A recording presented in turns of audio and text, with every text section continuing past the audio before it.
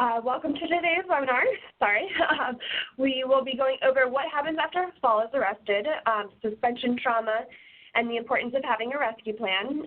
My name is Jessica Bunting. I'm just sort of here to host the event and act as tech support. So if you are having any trouble or if you have any questions for me, you can enter them into the chat or Q&A boxes at any time. We have two presenters today. They'll sort of be going back and forth during the presentation. You'll hear first from Mike Kaplan, who's the training specialist at CPWR, the Center for Construction Research and Training. And then you'll hear also from Chad Riddleberger, who is Captain and Technical Rescue Team Lead with the Roanoke Fire EMS, as well as Adjunct Instructor with the Virginia Department of Fire Programs, and an instructor with Spec Rescue International. And with that, I will go ahead and hand it over to Mike to get us started. Thank you, Mike. Hello, good afternoon. Yeah, thank you, Jessica. And you should have control of the slides. Sorry to cut you off, Mike, but you should have control now. Okay. As you all may be aware, under the 1926 standard, the employer shall provide a training program for any employee that's going to be exposed to a fall. And this includes the use of fall arrest equipment, such as the harness, the lanyard, rope grab, and lifeline. One of the biggest problems out there is that, in some cases, is ensuring that the training is being done by a competent person that is qualified in these particular fall arrest systems that are out there. There's over 90,000 components of fall protection equipment that's out there on the market today. A selected competent person should be well versed in the limitations, compatibilities, as well as installation methods, all these systems. If you take a look at this photo, for example, this iron worker, his anchor point is below him, which will render a greater free fall distance. OSHA dictates that a free fall shouldn't be no greater than 6 feet. And so in this case, in the event that this iron worker was to fall, you're talking about a tremendous amount of fall forces to that individual. Not to mention what could happen to the equipment that he's being utilized? Will it survive the fall of the impact of the load? So that's a very critical aspect.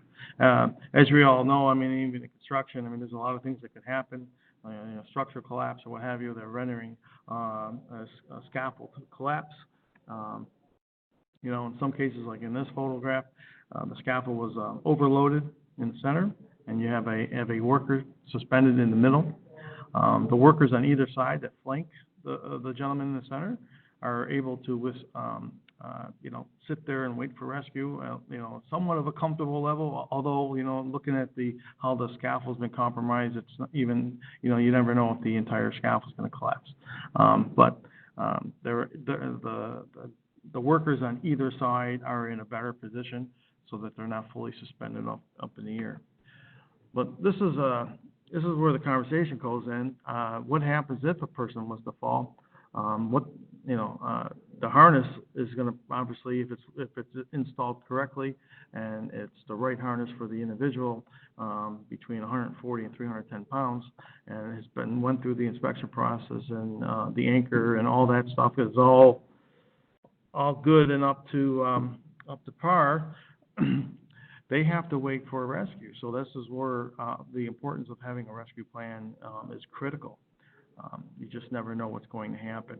You can't, I'll let that, Chad's going to talk about, how this affects the body and how long a person can be suspended in air waiting for rescue. As you can see in both these photographs, two separate job sites, you got two workers suspended in the air, and generally, they're not going to be able to rescue both of them at the same time. It's going to be there's going to be a lot of time involved in trying to set up and decide of what's the best way of getting these workers down. Okay, the photograph on the left, if you can see, the gentleman right above, he's got a blue shirt on. He's in a better position because he's able to stand up and relieve some of the pressures, that the gentleman on the bottom is enduring. The pictures on the right, you have two individuals, two different sized individuals. The one in the red shirt may be having a little bit more difficult time because he's a lot heavier. The impact of the fall is going to be even more traumatic. An ideal situation in the rescue plan, depending on the height of the building, a ladder truck can easily go in and extract these people from from a high altitude, or a window opening, perhaps a ladder nearby, or a scissor lift. But if you don't develop it in your rescue plan, you may not be ready for that. Like, for example, if you call 911 and you figure that you're gonna have room for a fire truck to go in there and pick the guy off the air by the use of a ladder. But what if he's at a distance higher than what the capability of that ladder reach? So that's a problem. Or the parking lot is filled with cars, and so where you thought the truck can park is not able to park there now, and that could, So in the meantime, the worker is still hanging in midair. Okay, the one on the right is an ideal situation, but again, all these things take time.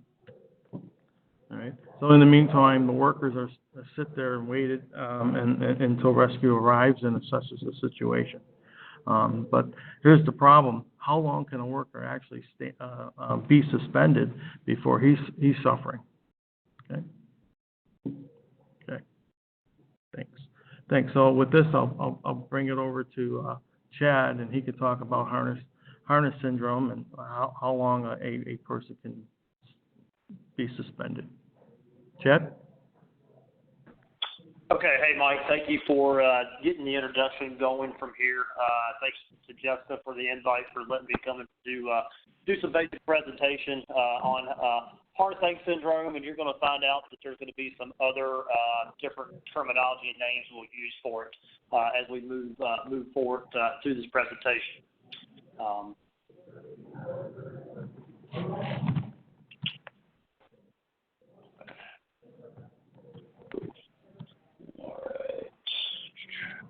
Getting to move through my slides, and okay. Yep. Real quick, a pretty much basic introduction of myself. I'm Chad Littleberger. I'm a career firefighter in the city of Roanoke, Virginia. 24 years of experience. I'm the captain and test team lead in the city for my shift, also the Swift Water Team coordinator. Also been teaching for the Virginia Department of Fire Programs as an adjunct. In all of our different disciplines, from rope rescue to trench to confined space, structural collapse, and some other stuff, machinery rescue and things like that. And I've also have a pretty diverse background with Spec Rescue International, doing a lot of industry work, and a lot of that incorporates working at heights and, of course, fall arrest and fall protection systems. So we'll kind of touch on that a little bit. That's a little bit more about my background as we move along. But the meat and potatoes of what I want to talk about, and what Jessica kind of identified that is kind of a specialty of mine, is suspension trauma. I am a nationally registered paramedic. Been one for almost 25 years. And suspension trauma has been around for a long time, not necessarily identified and brought to the forefront until we started seeing people dying and not really understanding why they're dying. The basic definition, though, is the rapid loss of consciousness, unfortunately followed by death.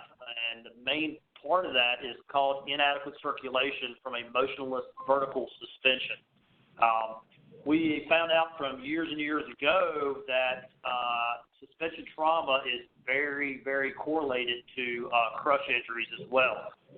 Years ago, when we had vehicles that were what we like to call real vehicles, made out of real steel, and didn't have new car technologies built on them, we couldn't really figure out why we were having patients die in front of us after we lift a dash off of them, or maybe they've been pinned underneath their vehicle and we lift it off, and all of a sudden they die within just several minutes of us relieving the pressure on them. Well, part of that was because of the pressure being applied to their lower body, their lower extremities. And that loss of circulation creates issues within our bloodstream, building up certain toxins and hazards that could potentially go back to our heart and create some issues. I'm going to give you a disclaimer. I'm not going to give you a medical terminology class.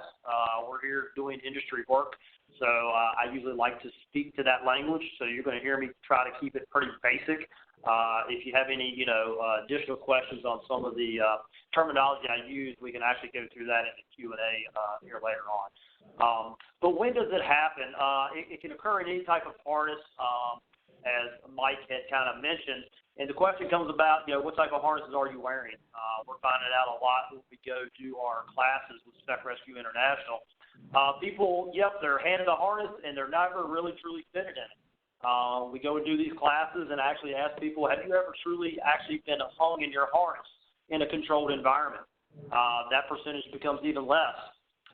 And then there's another part we're going to touch on is who knows about the trauma restraint systems? And I think Mike's going to go into a little bit more of the ins and outs of that, but I'm going to talk about, a little bit of you have to get yourself in a position of refuge, and we'll touch on that a little bit more as we go along. Any type of mobilization device, that was another one of the things that we learned over time with backboarding patients. If you go and you lock somebody's knees out in a position of where they cannot bend them, they don't have any type of angle in their actual knee area, they can actually pass out on a backboard by just laying flat. So we can run into that kind of thing with certain rescue devices. And then, again, we've learned into a lot of other things, anything that can restrict the movement of the legs while suspended below the heart. And that's where we ended up putting the correlation with crush injuries.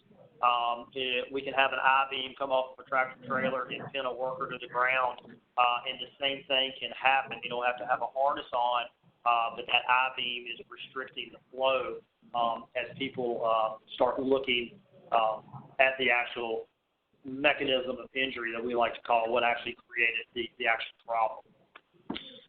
Here you'll see this. Again, this is detailed for just not the United States. This is pretty much international.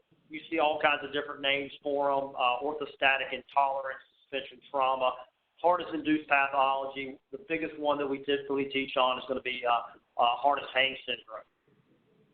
This next slide is a little bit of interest, and this is kind of my first webinar, so I'm usually used to seeing the people that I'm talking to. So there'll probably be maybe some chuckling in the background if we have any ex-military or some people that have had anything to do with like honor guards or things like that with people where you have to stand at attention for a long time.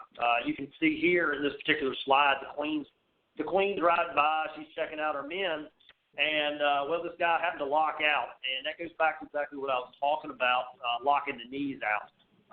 You have some major vessels that run down the back of your legs and into your thigh area that create that circulation that's very important.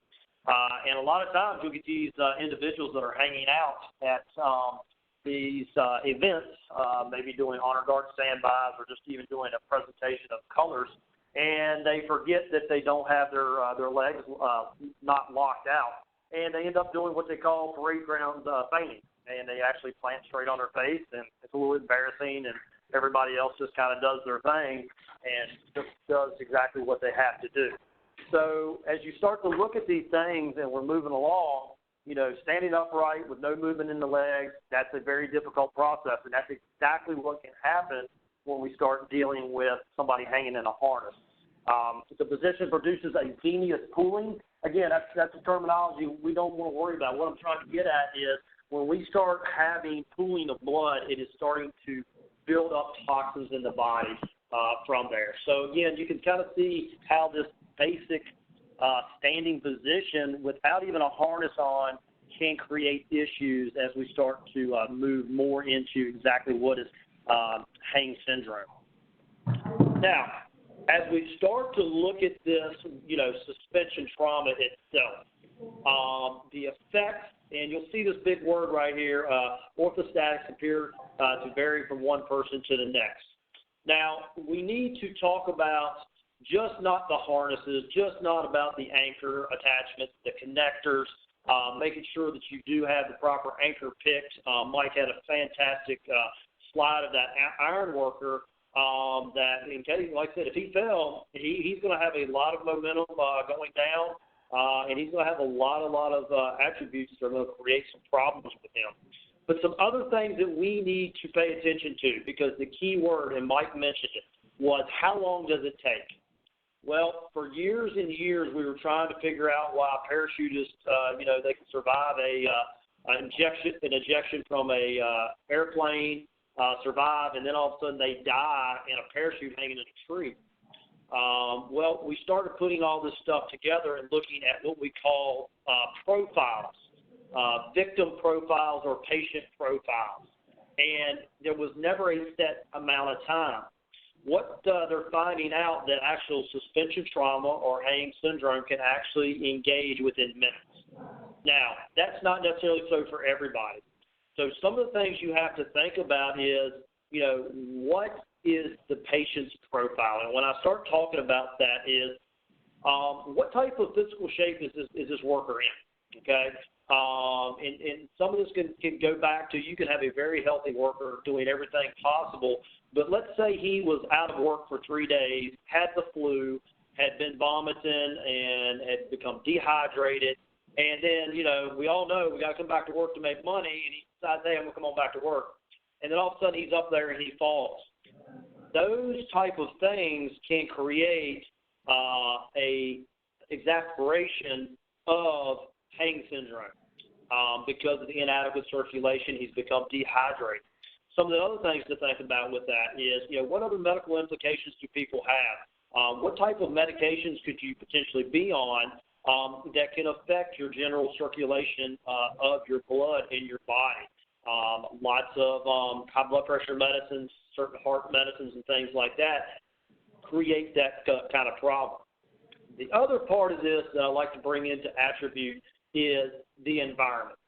I'm a fireman. I have to go to work no matter what. It doesn't matter if it's 10 below, 110, humidity, rain, and snowing, we have to go to work. Most general industry and contractors and people of your fields have to do the same, especially ones that might be in maintenance or field work that have to keep certain things going to keep infrastructure moving forward. So what is your environment? Right now in Southwest Virginia, it's about 95 degrees and my humidity bumps up to about 80. It's pretty juicy out there right now. So, those are things that, are you taking in enough fluids while you're working? Are you becoming dehydrated potentially while you're working? Is the heat affecting you? Are you working in cold? Now, there was a case that just happened up in the D.C. metro area back about the March time. It was cold, and they actually had a cell tower worker go up. He was working, obviously, alone on the tower, got approximately about 200-some feet in the air, and became unable to assist himself. He had actually became hypothermic. He'd gotten too cold. His dexterity had lost, his inability to actually hold on to things, and he was able to send out a call by his cell phone, and DC Fire and Rescue actually went and assisted that gentleman off of that tower. So it just doesn't have to be hot. It can be cold. And again, it can just be a general illness that can create this patient profile problem for us. That's where it becomes kind of difficult for that individual that's climbing or going to be working at heights, that sometimes you got to look at your supervisor and kind of go, look, man, had a rough time of it, not feeling well, not sure I'm the guy that needs to be up there. So, again, those are the things you start looking at the supervisory role, and also taking responsibility for yourself. And, again, at the bottom, test evidence shows that given sufficient time, all persons suspended in a harness will become that. I'm going to give you a real-world scenario training event that I was on here in just another slide or two, and tell you that I actually witnessed this in first-hand experience. So, again, what is it? Standing without moving your legs. That's why it's important for us to say, do you know about your suspension straps or your trauma straps that you can drop down? I'm not going to take anything away from Mike, because he's going to show you some odds and ends on those. But that's one thing I like to throw out in class. And typically I'm at about 2% of the people that said they've ever deployed their trauma straps in a training environment. Motion suspension in the harness. Again, Mike had some really good picks about them guys standing on that ledge, because if you can get yourself in what we consider the position of refuge, you are buying time for yourself. Not only are you buying time for yourself, now you're buying time for me. I'm the rescuer, okay? And unfortunately, at the end of the day, the emergency is not mine, it's yours. And if you can help me out up front by doing some small things as knowing your harness, knowing how to operate it, know your trauma straps, your suspension straps, that buys me time to help get you down from a position of height, okay? And, of course, obviously having the body vertically and, of course, your circulation compromised. Now, as we move into what am I looking for, Chad? That's what you start throwing out there. And this is where, a little bit of detective work. This is where, honestly, being a little bit upfront with yourself and knowing what to look for is going to be a benefit. So we have an event here in the state of Virginia called the Rescue Challenge, and we bring multiple rescue teams from all over. Just not Virginia. We have them from Ohio, New Jersey. We have Department of Defense brings people in from the Army and the Marine Corps, and we do these events. This one particular scenario, we were down at Dominion Power at Richmond, Virginia, out on their training ground on one of their high transmission towers. And the scenario goes, we had a parachutist, two of them actually, caught in one of their upper arms, about 90 feet off the ground. Should be pretty much a bread and butter call for us. We have to lead, climb up, do some stuff to get to them. And so my team was there. I was actually running safety officer. And the guy goes up, did fantastic, gets up on the patient. We have the system rigged to get them to the ground. And this particular rescuer did something incorrect. He actually hooked the weight of the victim into his harness. And if anybody has any background in rescue, that's a no-no. We want to put the weight of the victim in a system. And that way you're not adding or doubling weight to the actual rescuer. So if you can only imagine now, this rescuer is now hanging in his Class 3 harness on a system, but now we have approximately a 240-pound mannequin with his weight also in there. So let's go ahead and factor in the weight of the rescuer, the weight of the victim, plus we're 90 feet in the air, plus we also now have old Mr. Gravity pushing down on you. Probably within 2 minutes of the lower, because we had to move them through some of the structural steel of the transmission tower, the gentleman radios down and goes, man, I just don't feel well. And so we start talking through the process, and he's like, I think I'm going to throw up.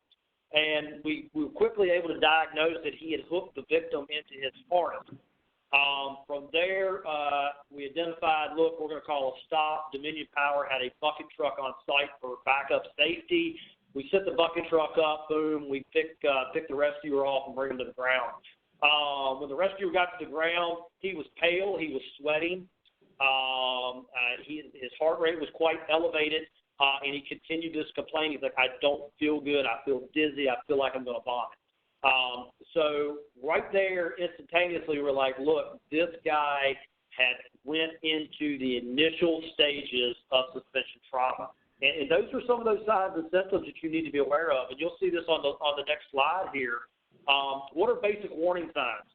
And again, we were able to identify it fairly quickly. He may have hung in his harness maybe about 8 minutes, maybe 9 minutes at the most before we got the bucket truck under him. But obviously you see, early warning signs. He felt faint. He was sweating very profusely. He became very pale. This guy was very ashen when we got him to the ground. And actually when we stripped him down to start cooling him down and make him more comfortable, literally he was pasty white from the top of his head all the way down to the bottom of his toes. The hot flashes was one of them initial things. He became very nauseous. And again, he said he could feel his heartbeat in his ears. So, there's some of those early warning signs that we need to be aware of. Once we start getting late, we're starting looking at him becoming very dizzy, can actually go to become unconscious. He starts going into what we call decompensation.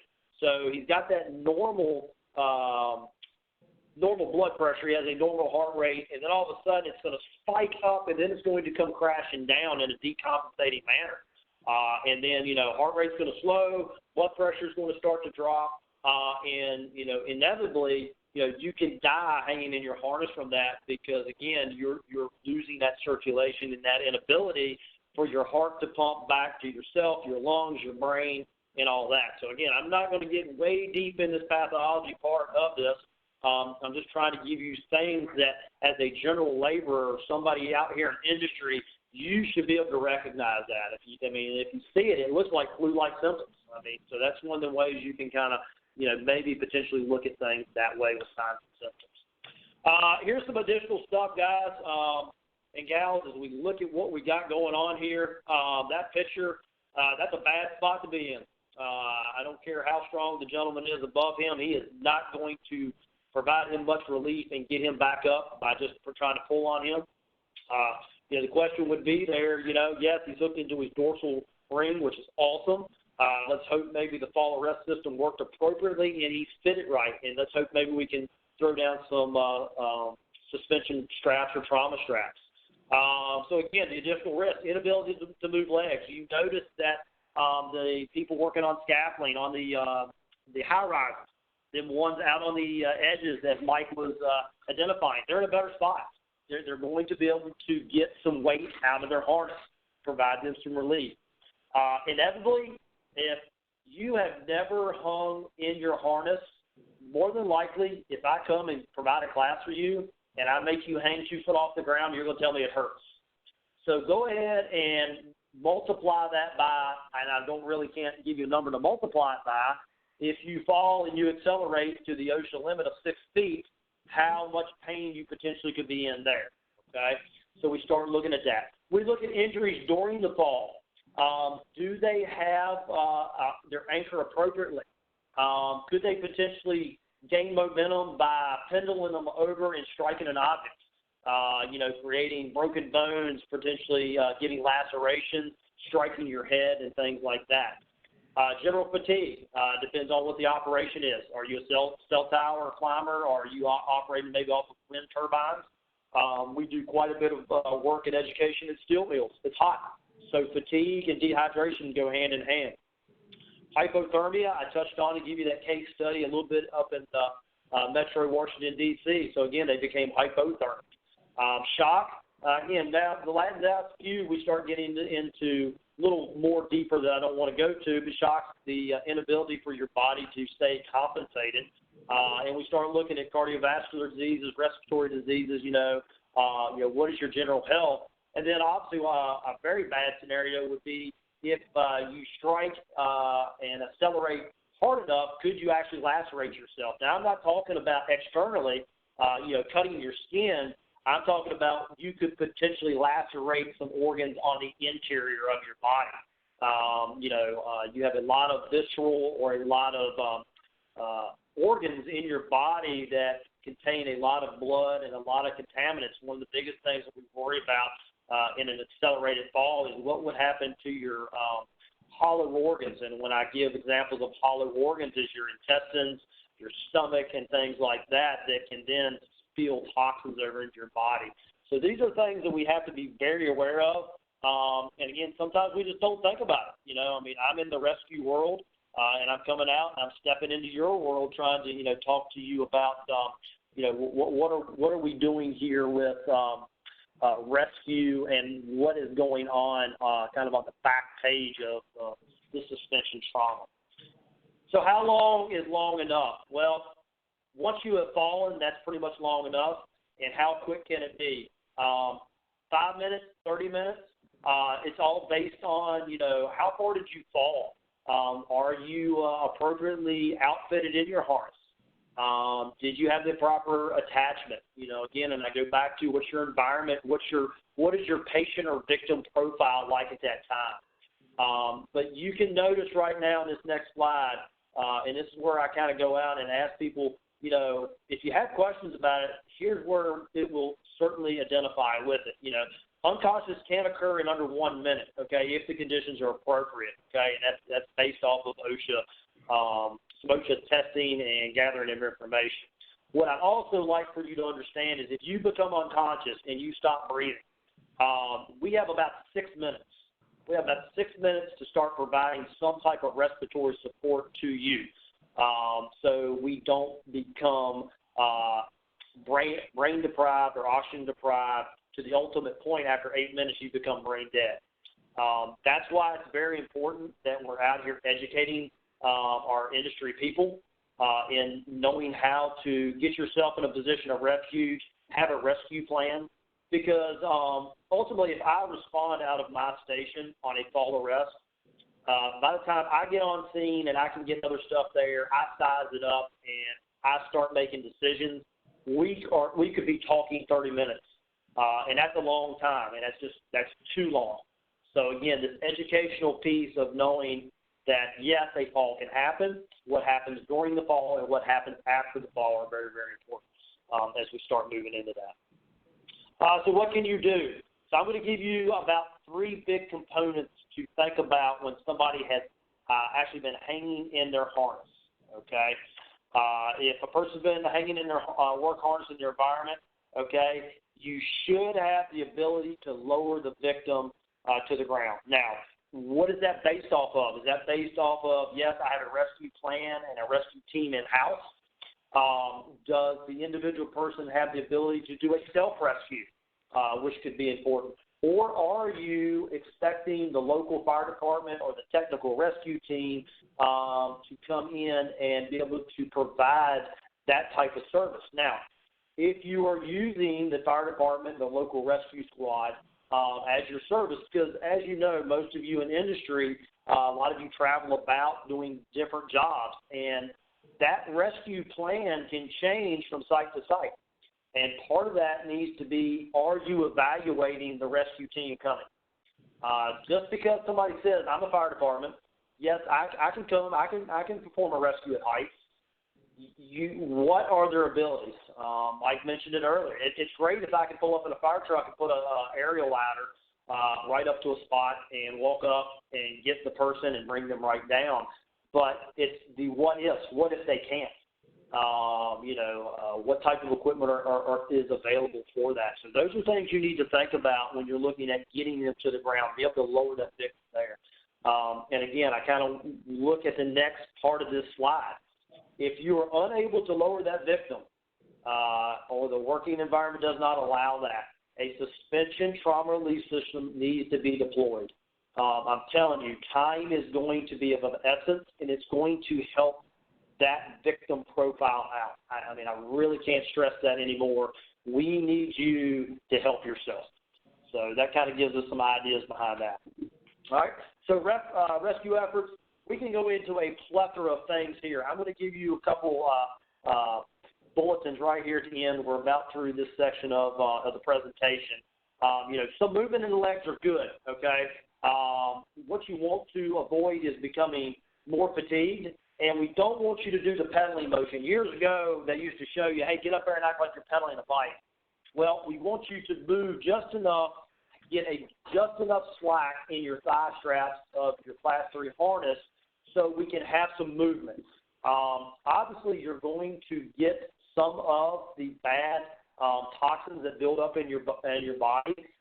So we don't want to exasperate again or move them through the body quicker by getting the heart rate up by doing some type of pedaling motion in the air. I tell people, stand in your trauma strap, shake your leg around a little bit, and go leg to leg, okay?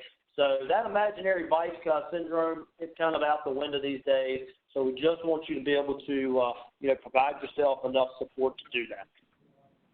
So what can we do? Lower the victim as safely as possible. Now, some of your other options that you potentially could look at, because sometimes lowering is not an option. Sometimes you got to raise them back up to where they were. And again, so you need to find out where you can get them in a position to get the weight out of their harness, okay? Or get them to a position where they're going to be safe, all right? No additional trauma associated with the fall, okay? Here's where we start getting at some of this meat and potatoes. Once we get the person to a safe location, on a platform, a solid area, it could be on the ground, it could be in the bucket truck of a utility vehicle, it could be in the platform of a fire truck. maybe you raise them back up to some type of catwalk system. Some of the things that we want to be aware of, we do not want to sit them upright, okay? But we also don't want to lay them down. We want to keep them almost in a seated, leaning position. Leaning them back at about a 45-degree angle works appropriate. That way the heart is not working so hard when it's standing upright. And then if we lay them down, then all of a sudden we don't have a rush of the blood just automatically trying to come right back to the heart, into the lungs and the brain and things of that nature. So we have to be very, very careful with that. I'm not going to go into the what you see, normal bolus and kidney complications and all that stuff. That's for your paramedics. Now, one thing I do want to throw into you as you start to think about suspension trauma and your rescue plans. You notice transport to a facility with suspension time documented to the best of your ability. What that means is you need to make sure that the localities you're working in, that your emergency services potentially have protocols to handle suspension traumas, okay? If you do not, that's where here on the next slide I'm going to present and give you 3 things that you need to do for that worker that was hanging. But suspension trauma and crush injuries are a very, very hot topic out here right now, just not in industry, but in the fire and rescue service. So most rescue teams and people that respond usually have some background, but it doesn't hurt just to kind of, hey, ask them some questions, okay? So here's what I'm going to leave you at with here on this part of this presentation. Be a cheerleader, okay? Worst case scenario is, again, you accelerate, you fall at 6 feet. You're going to probably have your wits knocked about you, okay? You know, gain contact with them. Be a cheerleader. Hey, man, get your trauma straps deployed. Remember what we did with muscle memory drills in the training we just did. Those are the things that you need to be able to do. Provide a standing surface if possible. Can I get something under them? You know, give some pressure. You know, can I get on my tippy toes? Give me something to stand on if possible, okay? And then here's going to be the last part of this. If you notice in treatment, I say apply high flow too. Most of you probably do not have an EMT on staff. You might and you might not. If you do, see what type of protocols that you can throw in there to where, hey, maybe I can do this. I can apply some high flow oxygen to help this victim. The biggest thing that we want to show you right now is keep the leg straps tight, okay? Because inherently, once you get them to that standing solid surface, you're going to get some slack in their harness. Before they get on the solid surface completely, you need to make sure them thigh straps are tight. And what I mean by that is if you have to actually take it and pull it another notch as they're getting ready to get in that seated, leaning back position, do so. Because what you're in essence going to do is you're applying a tourniquet, okay?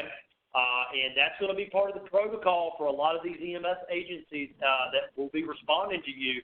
They're liable to come in and put tourniquets on their legs because they're going to get them to the appropriate medical facility, and then it's going to be a process. Lots of different medications to be giving to offset some of this bad toxic blood that gets built up. They're going to be getting continuous cardiac monitoring. A lot of different things are going to go on there. So if anything happens with that, keep the leg straps tight. Last thing with that is if you have somebody that shows up and is getting ready to cut off the harness, getting ready to take it off of them, you need to question them. You need to be the protector of that worker and be that advocate because we do not want the bad toxic stuff that's built up come back to the heart from there. And obviously we want to transport properly or promptly and get them to where they need to go from there. Okay. So as we start to it, you know, what do we learn from it? Yeah, we're hanging motionless in a harness is a dire medical emergency, and it really doesn't matter if it's 2 minutes or 2 hours. All right, we need to get there. Any type of harness can cause this condition, and one of the big things that I brought to hopefully light that some people don't think about is what's the person's physical condition as they move about with that. So what can still happen if, again, we talk about this is actually an airplane crash. You know, you survive the crash, and then, like I said, with the parachutes, you die in your harness hanging. hanging that way, and that just becomes just almost insult to injuries as we start to move that way with it. Last part, that's just where we've gathered some of our references and things. A lot of information to be thrown down on this, a lot of good information on resources and references. Again, I think if you can take the few little big bulletins I threw your way, if somebody falls, I hope that will hopefully help not only the victim's profile out, but also help get some education out to any of the supervisors and workers that are listening today. So that's my section. I believe I'm going to turn it back over to Mike to go into some solutions, and we'll kind of keep the presentation moving. Hey, thank you, Chad. That was great. Hang on a second. Oops. Okay. Yeah. So one couple things I just want to reemphasize here. Here's some standards right from the OSHA subpart N. The main thing we're talking about. I mean, we come a long way mandating the use of harnesses out there for fall arrest equipment since 1998. Paragraph D20 of the 1926 book clearly reinforces why you need prompt rescue of employees in the event of a fall. And, there's a lot of things that are out there, and primarily these relief steps that Chad mentioned throughout his presentation. And not to mention that any time that there is a worker had taken a fall, once the rescue has been resolved, all that equipment that was used, such as in paragraph D20 or D19, has to be removed from service. And that's why I got to really emphasize the training of the competent person, so that he can identify any problems with the equipment out there prior to use. Most of these harnesses, or actually all of them, have some form of load indicator on them for you to determine whether or not it's been impacted from a load, over time. So let's take a look at some of these relief steps that were mentioned out there. And there's a lot of manufacturers out there. One of the main ones is Miller. These, ideally, you would want one on each side. These run about $15 to $30 a piece, depending on the vendor that you're going to purchase them from. They're very universal to any harness that's out there on the market today, which makes it very advantageous. And typically, following suit for Miller, just about any other harness manufacturer will make these relief steps. One thing I will tell you, a lot of the new harnesses already have the relief steps on them. There's been a lot of jobs that dictate if you don't have a harness with the relief steps, you are to have them on while you're on that site, because just in case if you fall, at least you have some options.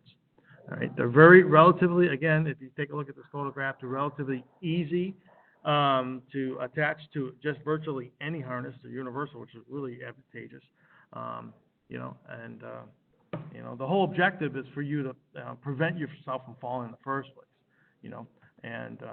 I kind of mentioned earlier, it's really important to understand the compatibility of these of the harness and the lanyard and the rope grab and that kind of thing, so that you have the right equipment for the application. Here's another type of relief steps. Again, it's there's one in each side, and in this particular case, they could be attached together and they form a loop where a suspended worker could stand in, and again, it just reduces the pressure around the neck and the legs. The one on the right is more of a step ladder, if you will, that a person can, in the event of a fall, a person can deploy that, and they can step in it. In some cases, depending on the manufacturer, a lot of these devices, they may act like a ladder. Or in this case, this is a strictly an 8-foot synthetic web rescue ladder made by 3M. They're just starting to hit the market today. They're very good. Even if depending on the severity of the fall, even if you weren't able to climb, okay, as this picture is portraying, at least you could step into the ladder to relieve the pressure. That's what we're looking for. Because it could take a while for a rescue to, get to the site, make an assessment of what's going on, what's the best way of picking you off the building. Perhaps you have multiple workers out there. But if you don't have a plan, that poor worker could be, you're scrambling in order to get them down, and that's what we want to prevent. Okay. This one you can probably get a video off YouTube, but it's made by French Creek Fall Protection. It's been out there for over a decade. In the event of a fall, the shock absorber within the lanyard instantly deploys about a 16-foot ladder, and depending on the physical condition of the worker, he or she can either stand in this web ladder device, or if they're able to, they can climb up to 16 feet, perhaps get on the windowsill, get into a window, or climb down. Okay. But it's at least it's got some. It's a method of reducing that impact, that trauma. In the last 2 years, a couple manufacturers such as DBI Sala have introduced a personal rescue device. The PRD is basically, and this is attached to virtually just about any harness as well, to the D-ring in the back. And what's really good about this one, they come in different, different lengths. I believe it's 60 feet and 120 feet. So in the event of a fall, a worker, you can see here, he's pulling a lever on the right-hand side. There's a little red, grab bar, if you will, that once a worker that has fallen, he can relieve that or pull that drawstring, and it releases the cam around a line that's enclosed within that device, and that worker descends anywhere from 60 feet to 120 feet, depending on the model that you're using. Right now, there's a training module, and as well as a live one. In the event that it was to be used, it has to be sent back to the manufacturer, get repacked, and get recertified. But for training purposes, I think it's a very good benefit for those that are involved in training. It runs about $500 and allows you to, demonstrate this up to 20 times, which is really a major benefit for those that are running training programs, because a worker can actually see some options that are available out there. I mean, this is slowly but surely hitting out the market, but the objective is, even though you got some of these solutions, the objective is preventing you from falling in the first place, and making sure that you have a competent person that's qualified in fall protection, so that they're using the proper fall protection gear for the application. It's not one harness that fits all. There's different classes of harnesses. Compatibility issues from one manufacturer to another may exist, and that kind of thing. So let me see what else. Okay. All right. And furthermore, once a worker has been trained, it's not set in stone. That person may have to undergo continuous training. I mentioned earlier, there's over 90,000 components of fall protection equipment out there in the market today. Once a worker's been trained, he or she will have to be retrained if there was a close call event, if previous training was obsolete, or actually if there's new fall protection systems in their play. Okay. Just for example, I mentioned that some of the newer harnesses have release steps that are included with them. Well, that's another inspection criteria, when a competent person goes through the inspection process. And, that's another thing you have to look at. Are they there? Are they in good working order, good working condition?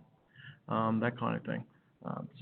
If there's any inadequacies in affected employees. So if an employee took a fall, that would probably most likely render retraining because he or she has taken a fall or a close call event, like I mentioned. And here's our email contact information. And if you feel free to reach out to us at any given time. Okay. Great. Thank you, Mike, and thank you, Chad, for your presentation. And we've already gotten some questions in, so I'll start reading through them. But if anyone has questions that they have not entered yet, please go ahead and do so now. Our first question is, do either of you know why trauma straps are not a requirement yet? Well, I can tell you that some jobs, such as EM 385 or Army Corps jobs, they dictate trauma straps must be on the harnesses. I do agree that it is hit and miss. It seems like the bigger the jobs are, the more more mandates that you will have. You would think it would be an automatic, But I will tell you, the manufacturers are being proactive about this, and a lot of the couple of the new harnesses that I've seen, they have them included on them. So, so it's in the right direction.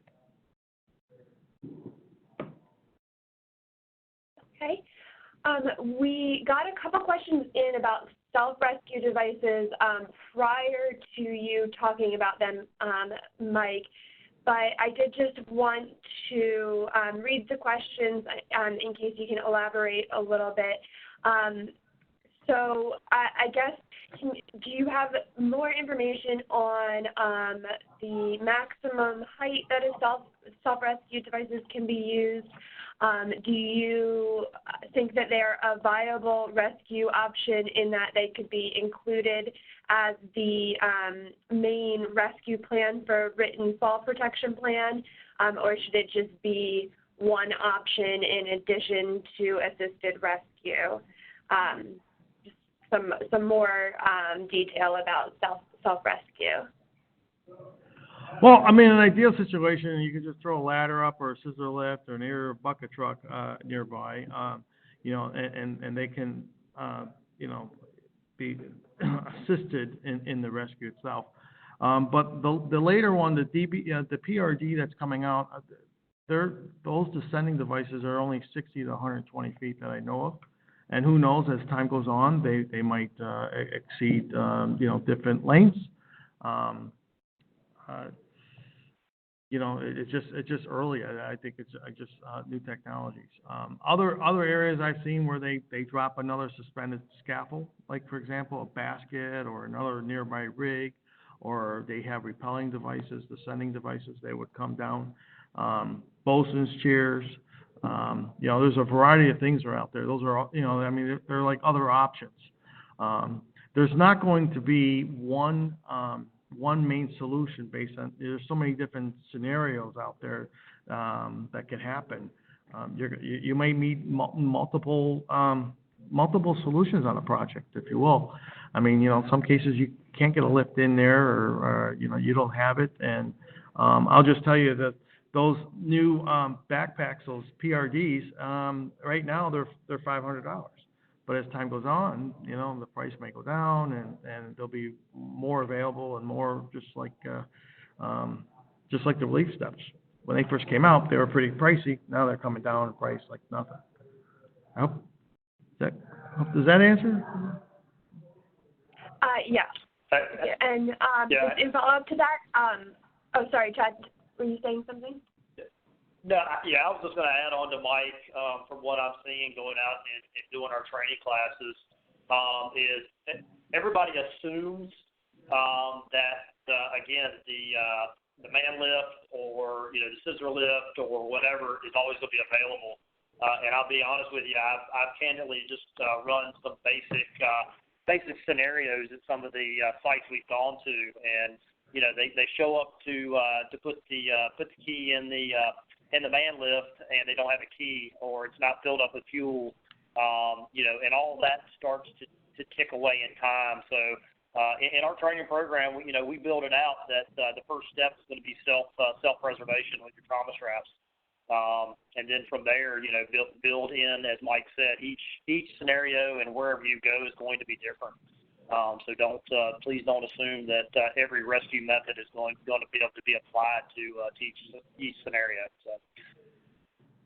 Great. What brand was the lanyard that has the ladder deployment that you showed? Or what It was French Creek Fall Protection. There's actually a video available as well of how it works in the event of a fall. It's like it's a shock absorber as well, deceleration device, and it instantly deploys a web ladder and once a worker has fallen. Now, I haven't really seen that out there in the market because of just that one item alone. I think it was like $250, and most contractors that I've seen will be purchasing relief steps because they seem more simplistic, and relatively inexpensive, and they do the job. I mean, because some cases, even though that the web ladder, the French Creek protection, can deploy up to a 15-foot web ladder, a worker may or may not be able to climb anyway to a ledge. I mean, at least he or she can stand in it. But the most common thing that they're going to buy are the relief steps. For $30, you got one for each side. A worker can stand in it and wait for rescue and reduce that trauma. Okay. Are there trauma relief systems that work even if the worker is unconscious? Well, I haven't. If the worker's I'll give this to Chad. I mean, if the worker's unconscious, there's other. I mean, there's a lot of there's like poles I've seen, but it all depends on where is he unconscious. How far is he in the middle of a building? Is the building a curtain wall where there's no windows? How far is he from the roof? It's Chad. Can you add to this question? And that's going to be that worst case scenario. So as far as I know, for some type of automatic, suspension trauma strap deployment device, I know nothing of them because basically it's up to the victim to deploy those straps for themselves. And honestly, and honestly, that's the unconscious hanging victim is going to be the most precarious we're going to deal with. Obviously, certainly at a rescue standpoint, and obviously for anybody that's on site at that point in time. What can you do? And again, that's where you have to just evaluate, what's going on. Do I have the ability to raise and lower an unconscious victim? And again, those are the questions you got to present to yourself, your company, your team, or whatever. That if we're going to rely on, 911 and a team to respond to my location, remember what I said. I mean, 6 minutes is going to go by really quick. 8 minutes is going to go by even quicker from there. So, hands down, it doesn't matter. An unconscious victim is going to be the most difficult, not only just for a team or somebody that actually does work at heights and has some type of system to do that. It's going to be very, very it's going to be very stressful because I like to throw this out when I teach industry is, you do your day in and day out stuff very, very well. And the problem is you're usually not, accustomed to dealing with the stress of, oh no, now I have somebody unconscious. Oh no, now I have this. So again, and then especially for us, we show up as a rescue team, we're already behind the eight ball, so to speak, because again, we've we've run into this issue. Now time becomes that factor. And we preach that in a lot of stuff that we do for any rescues. Time is very important in a confined space.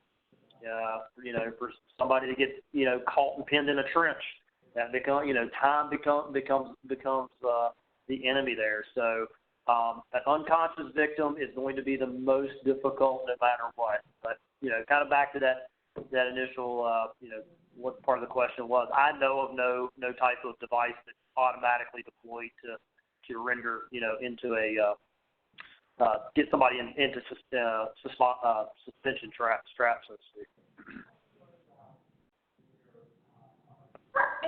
Going back to what you were just saying about the time and timing of it, Chad, we actually have a couple of questions related to that. One is, what is the definition of prompt rescue? Is there a specific time amount for that? So prompt rescue is going to be, let's go back to that fact, and let's use worst case scenario, because that's what we build and train everything for.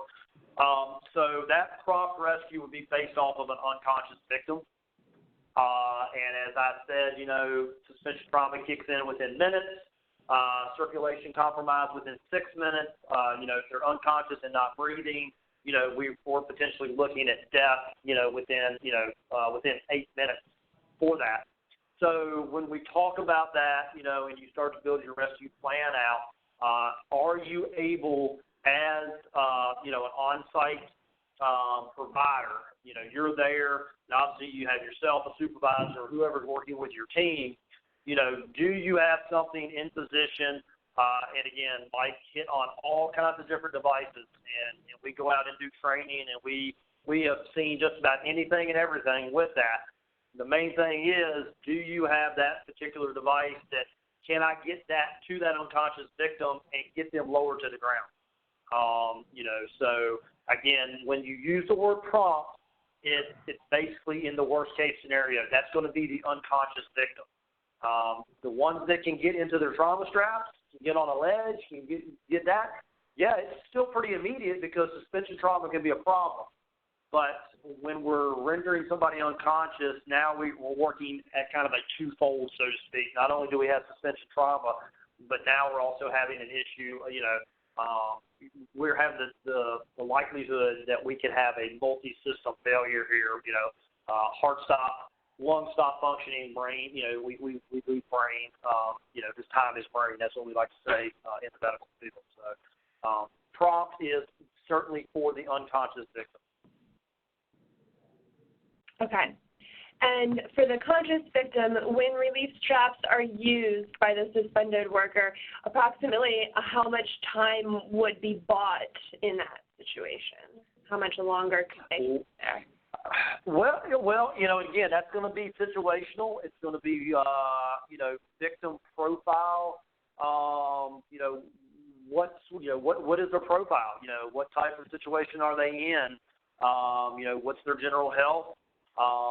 And things like that. I mean, how far was the free time? Yeah. Right. Yeah. There's a lot of different values that throw into that. All I know is it's certainly going to buy time. And again, I am in the rescue field. I carry suspension straps on my harness. I do a lot of training and I do a lot of stuff at height with that. But to say how long somebody can hang in there. Probably not a good idea to put a number on it, other than you need to know how to use them, know where they're at, and deploy them, to bide that time. Because I think we'd be silly to try to put an actual number on that, but it's certainly going to gain time hopefully for a positive outcome. Okay. And this is not a question, but just a comment for the previous conversation about unconscious workers. Someone noted that 3M DBI SRD does have a pull stick that allows another worker to reach up and pull an unconscious victim's draw cord. It's just a note about that. And the next question is, can you expand on or clarify the seated and leaning back positions after the victim has been lowered? Yeah, I certainly can. Again, it's a little bit easier for me to, kind of show it when I'm doing actual classes. So ideally you want to pretty much set them down, probably keeping their knees bent.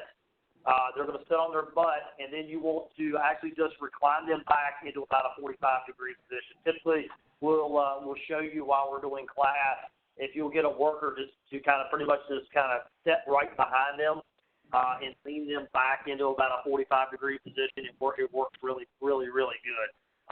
For the longest time, people wanted to set them in a chair. But we were finding out, again, if you keep them upright, seated in a chair, again, the heart is trying to work harder in that attribute. So in the medical field, again, we always like to say the 45-degree leaning back. So if you can imagine sitting in a chair and then lean your back about, take and lean back about 45 degrees, that is about the optimal position you want. Okay. And can we get the source for not bicycling while suspended? Okay. Can you repeat that again, Justin? The question is, can we get the source for information on not bicycling while suspended? Yeah, I'd have to go back and dig through that, and we could certainly get it passed on. That'd be one of it. Right. Well, we can follow up via email after the event. Yeah. If we can do a follow up on that one, that would be good. I've been getting a few questions about getting copies of the presentation, and I will send out automatically a follow-up email with both a recording and a PDF of the slides. I think we've answered most of the questions. I think in follow-up to what you were just talking about, a question says, how about a stair chair leans back at 45 degrees? Yep, that would be outstanding. If somebody knows what a stair chair is, and it has that ability to go in a 45, that would absolutely work perfectly. Okay. One more question: is the accumulation of toxins in the lower limbs the same as what can occur in partial engulfment during a trench collapse? That is correct. So. Once you start looking at any type of crushing stuff to the lower body, i.e. grain silo engulfment, you get that compression pushed down on it. I just got done coming back from Alexandria yesterday from teaching trench class, and that's exactly what we talked about. So absolutely, if you have somebody engulfed from the waist down, you are going to have the exact same signs and symptoms, and you're going to have to take the same protocols because you're going to have the exact same toxins build up. The main toxin that does build up is lactic acid, and that would be the exact same. If you get out here and work out really hard, you become really sore. That's that exact same type of acid that builds up into you. But when you have a crush or a hang syndrome and you have that compromise, that lactic acid it multiplies significantly, and that's what we do not want going back to the body. So yeah, that is exactly what happens in a trench if you get engulfed or pinned down from the waist down. And that is the end of our questions. We do have one note again with regard to the prompt rescue, just mentioning that ANSI says 6 minutes for prompt rescue. If you do have any questions that we have not answered, go ahead and send an email in response to the follow-up email I sent out, or again, you'll have a PDF of these slides with this contact information so you can reach out to our presenters directly. And again, Chad and Mike, thank you so much for a great presentation today. Hey, no problem. Thank you for having us. Yep, Jessica, thank you for the invite. Take care, everyone. Take care.